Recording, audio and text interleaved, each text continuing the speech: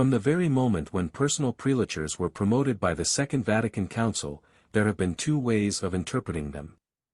As a pastoral structure of personal order composed of priests and laypeople under the direction of a prelate, with limited or universal scope.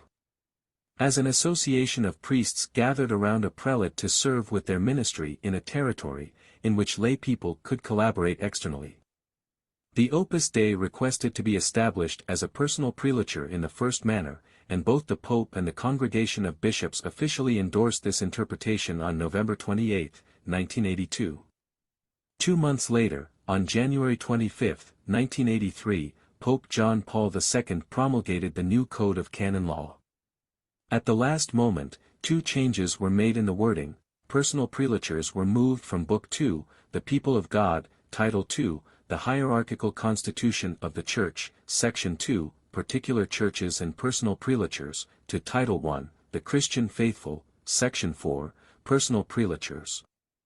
Additionally, in Canon 296, which regulates the relationship of the laity with personal prelatures, the word incorporation was replaced with organic cooperation.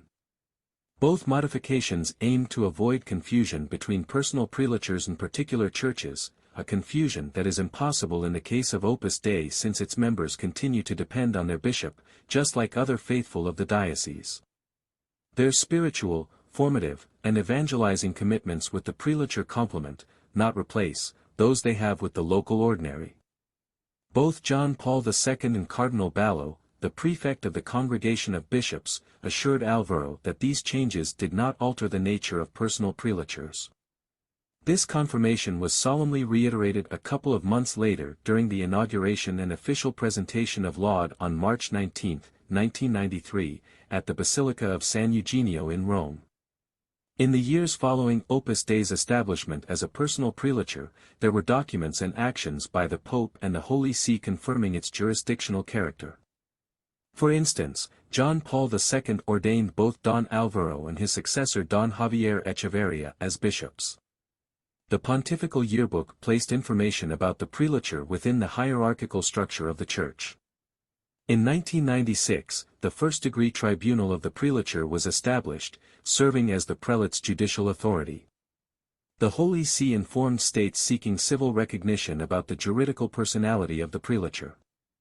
The prelate issued laws and decrees for its members, both clergy and laity, published in the prelature's official bulletin called Romana.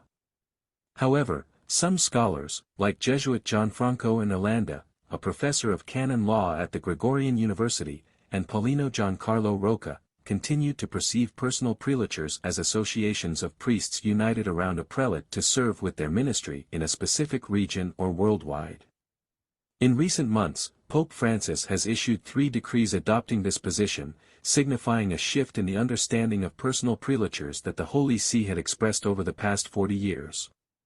Firstly, the Apostolic Constitution Predicate Evangelion, issued on March 19, 2022, for the reform of the Roman Curia, transferred the competence over personal prelatures from the dicastery for bishops to the dicastery for the clergy.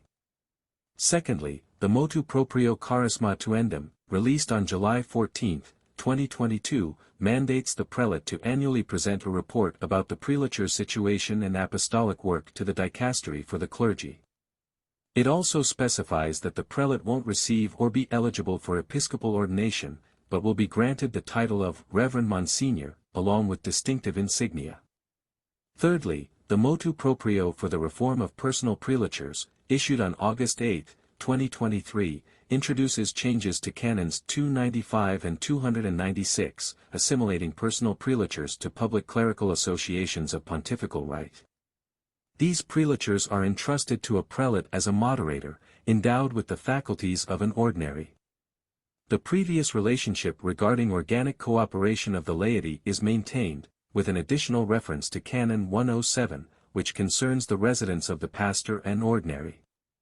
The substantial novelty of these documents is the assimilation of personal prelatures to clerical associations, a development that appears legally problematic.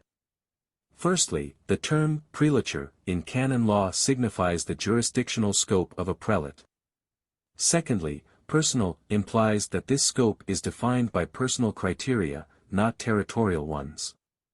Thus, the notion of personal prelatures as associative entities conflicts with their canonical definition. Moreover, this interpretation contradicts the conciliar decree, which proposed personal prelatures for the suitable distribution of priests and for carrying out distinct pastoral works with various social groups.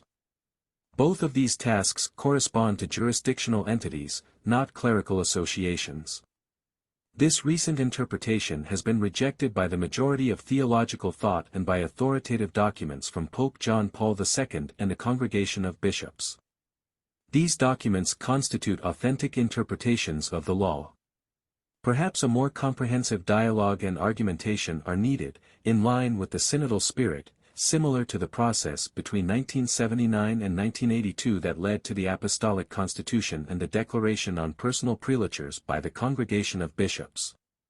The underlying legal ambiguity suggests that this is not just an academic discussion among legal experts but rather a manifestation of long-standing theological disagreements. These debates are rooted in different ways of addressing two fundamental questions. Whether the Church has received from Christ the power to organize itself solely based on territorial criteria or also on personal ones to address specific groups or pastoral tasks. In other words, whether personal entities can be part of the hierarchical structure of the Church. Whether the specific vocation is only the one embracing the evangelical counsels or any path that represents a particular realization of the general call to holiness received through baptism. In essence, whether there is a specific vocation to sanctify through secular realities. These are classical theological debates, and it's important to seek the guidance of the Holy Spirit to enlighten theologians in their exploration and the magisterium, if necessary, to provide guidance. In this historical moment, it is urgent for the Church to resolve its self-referential issues and focus on the unprecedented challenge of evangelizing a post-Christian world.